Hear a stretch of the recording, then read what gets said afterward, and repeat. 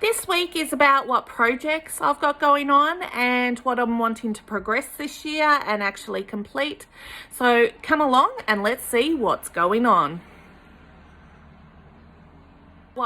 So this is the first project I've got going on, and this is actually a dollhouse, and what I'm actually wanting to do is turn it into a very spooky dollhouse. So it came to me as a kit, and it was all yellow walls and paper roof, and it really didn't have much sort of depth to it. It was very sparkly and pretty, and that's just not what I wanted for it. So what I've done is I've painted it grey with black accents, and I have retiled the roof. So let's start up here. And the first room I want to do is turn it into a kind of potions rooms with lots of herbs, and where you would kind of make all your little chemistry type witch things. The second one is turning to be into a kind of plant room. So this is where you would have little critter plants and kind of getting the inspiration from Morticia's critter plants in the Addams family. Next down here we have the bedroom. At the moment you can see that it's kind of wanting to look dark and sinister, so I will progress that. It's missing a lot of detail that kind of will give that more spooky look.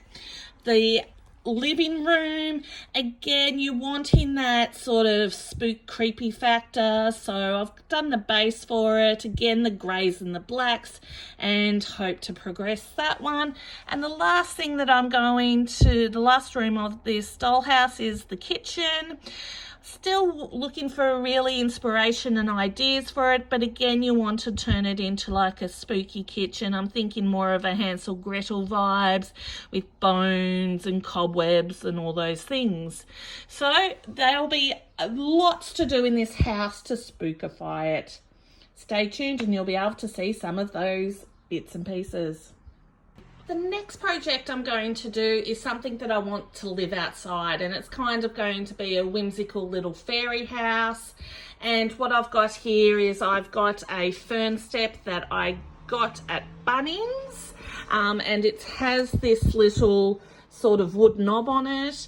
And I've got this house from another kit and I've totally changed it. Again, it was very pretty and colourful, and I wanted to make it a lot more gardenish, so I've added some browns and some greys.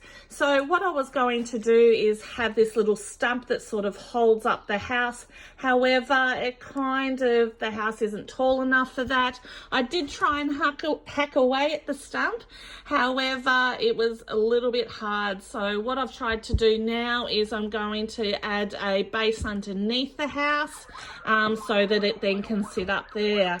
What I'm wanting to do is sort of a pond feature at the front, some plants and gardens at the back, and a other garden, sort of what you would find in a little fairy type situation at the front.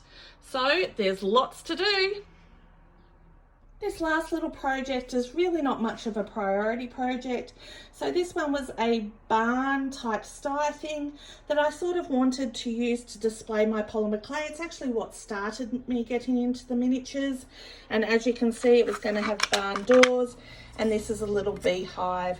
So might try and do that, but it's really not high on my priority list. So that's a little bit of my projects. I look forward to showing you how they all work out later on. Thanks all. Till next time.